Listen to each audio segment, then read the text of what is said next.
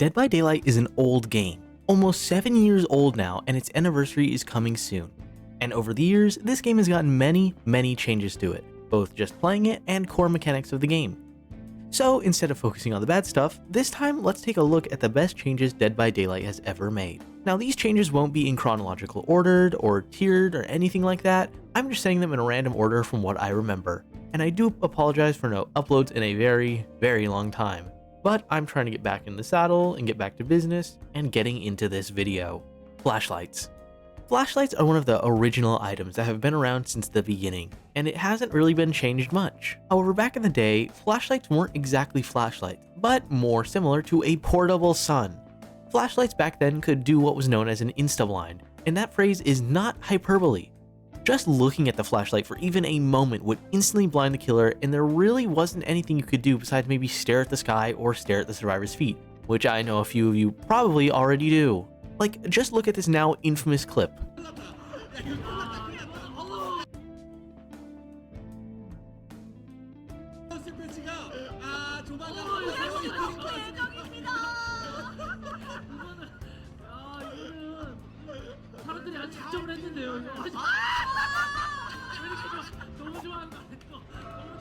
Yeah, they literally could just walk around with the unmatched power of the sun in their back pocket. And speaking of the sun, look at how blinding flashlights were back then. Now we at least have a custom way to show being blinded, but back in the day, it was legit just a white screen. Survivors had a flashbang before the flashbang was even introduced, and it was way stronger than what we have now. But yeah, them fixing insta-blinds is important and made the game much more playable. But this was more importantly about the flashlight's blinding effect, which was just grating on the eyes, as it's just a pure white screen like I'm playing Dead by Daylight in light mode. Action speed. Old action speeds for killers were sluggishly slow, like I'm talking slow. By the time a killer vaulted a window, all 5 gens could be done, the next chapter would be out, I made a sandwich, and then they would continue the chase. This was overall just a global issue with action speeds for killers and not just limited to vaults. However, slowly over time, the action speed has been globally buffed to a speed that now just feels really nice to play. But seriously, take a look at how slow this is. In the modern era of Dead by Daylight, no way a killer would be able to catch up to a survivor in any loop with this sort of speed. The Trapper.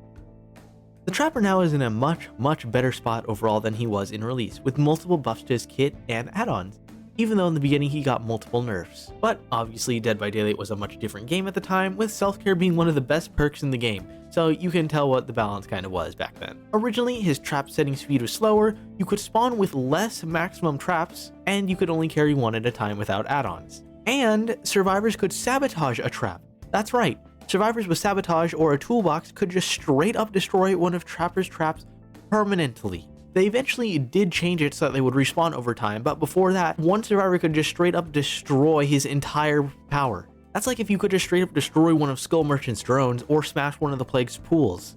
Needless to say, this made the Trapper a very underwhelming killer who had to set up very slowly throughout the match and hope that no survivors had sabotage or a toolbox, otherwise you could just start slowly losing portions of your power over time for the rest of the game. Compared to killers like Hillbilly, who was one of the best at the time, Nurse, and Huntress, he wasn't really too good, so eventually he got buffs and changes.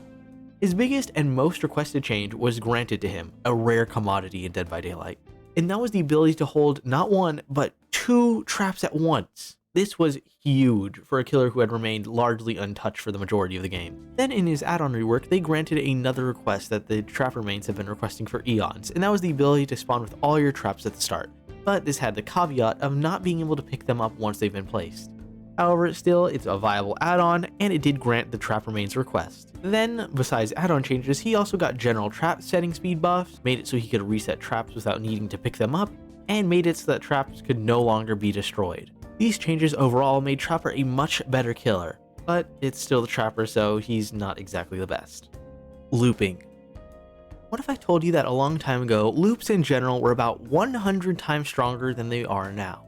Would you believe me? Probably not, because it's unthinkable to imagine how killers even won back then with how strong looping used to be compared to now. Take modern survivors, who have years of experience, know how to play maps, and everything like that. If you threw them into old Dead by Daylight, they would quite literally never die once. Whereas action speed for killers were sluggishly slow, survivors could vault at hypersonic speeds and literally teleport. I'm not even kidding. Add on spine chill and resilience, and you could just basically phase through any loop at any time. Vaulting in general is much easier, as there was no requirement to fast vault besides you holding down the shift button, and you would basically always fast vault a window. And there was no entity blocker. Yeah, back then vaulting a window was almost instantly like vaulting a pallet, but they could do it infinitely since there was no entity blocker. That was one of the earliest changes, however, adding the entity blocker, so it wasn't an issue for long. And then another change made it so you actually had to get a running start to fast vault instead of just being able to teleport to the other side. Then there was what was known as a pallet vacuum, where a survivor would literally teleport to the other side of a pallet when they were sprinting and threw down a pallet. Imagine it like a free dead hard at every single pallet.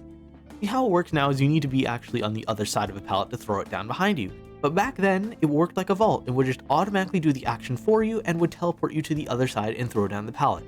This meant that you basically had to be right on top of them before they threw down the pallet, otherwise they would instantly teleport to the other side and stun you. Eventually, they fixed this so you actually had to be on the other side to throw down the pallet, and it became a lot easier to actually play in a loop as the killer. Also, pallets have been redesigned about 4 to 5 times now, and at this point, I think it's the most changed thing in Dead by Daylight's history.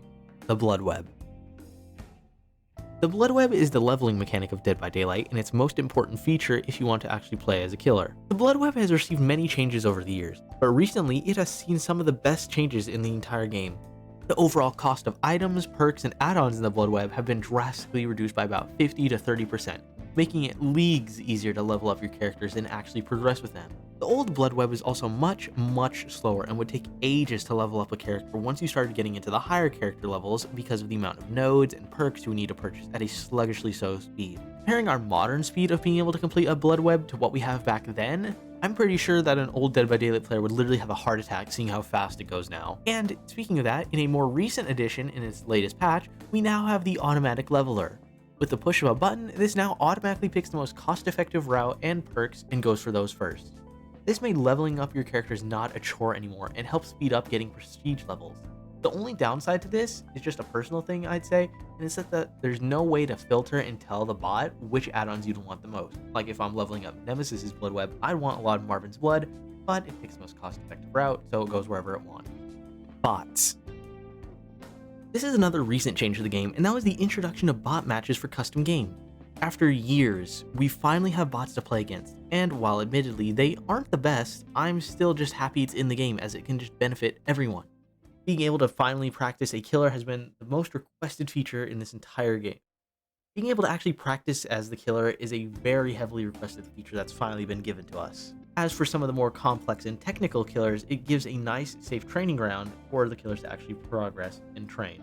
There's only one downside to bot matches I see until it's truly perfect, and that's that there's no killer bot matches. The only workaround to this is that to play as a survivor and practice against a bot killer, just to generally learn the map, I guess, or practice per combination, is that you need to go into the training mode and play against a bot trapper. But you're playing as a default Dwight with no perks or anything like that, so I'm hoping that eventually killer bot matches will come into the game so survivors could practice. Then it would truly be perfect for testing out new killers and new survivor perks and all that sort of stuff. It would be the best. The new HUD UI. While the new HUD is definitely different from what we had back then, it's still much better than what we had before. Before, it sparked a lot of controversy, so I won't be talking about that, but instead, the new status UI that shows what survivors on your team are doing. This mechanic is so helpful for solo queue and makes the game much more coordinated for the team. You can see if people are on gens, cleansing a totem, healing each other, or in a chase. This is still a hot button issue in the community, with both sides arguing for and against it. But I do genuinely think that this was overall for the best, and it can help solo queue teammates like myself, because I don't have any friends, help and actually play the game better because now we can see what everyone's doing. Like seeing that Claudette in the corner of the map healing herself for 90 years straight. Mori changes. Moris are probably the coolest thing a killer can do in a trial, with them being able to kill a survivor by their own hands and getting to see a cool animation with it. However, old Moris used to be one of the most broken thing in Dead by Daylight, in the same tier of old brand new part and old keys. Old Moris basically only had the requirement of downing a survivor once, and then you could instantly kill them. Basically like how Onryo can kill a fully condemned survivor, but just with anyone. Then they changed this so you need to have at least hooked them one time in order to activate the Mori. Yeah, for killers like Bubba and Hillbilly, who was one of the best killers at the time, this was an instant death sentence, literally, if they decided to camp the hook since base borrowed time did not exist. Getting the ability to instantly kill a survivor was way too easy back in the day, with things like Old Nurse having infinite blinks, Hillbilly with Tinkerer, Iridescent Head Huntress. It was just very easy overall for the killers to down someone once and then they were instantly out of the game. Eventually though, if that one hook changed, then they reworked it again so that it can only be on their third hook, making it balanced and the equivalent of just killing them on the hook. So it's no longer an instant kill win anymore. Then another change to Mori is making it so that the HUD will actually automatically disappear when you're in the middle of a Mori animation. It just makes it way more amazing and cinematic to watch these Moris instead of seeing a huge HUD overlay over them. And with that, I'll end my list. I'm very sure that there are some changes I missed or some changes that you thought were bad and detrimental to the game, but I feel like most of these changes were just better for the game overall and really helped the game being enjoyable for either side. I didn't really want to bring up any changes that had a lot of controversy around them, like the nurse changes or the many spirit changes, stuff like that, because both sides really, and I mean really, argued about them, while the rest of these were just generally agreed upon to be better for the game. And I'm sorry again for the lack of uploads. I'm going to be trying to get back to doing vids every 3 to 4 days and occasional shorts, so if you want to see more discussion of this game's past and history, be sure to subscribe, because the best Dead by Daylight players totally subscribe to my channel. Take care of yourselves and have yourselves a great day. Peace.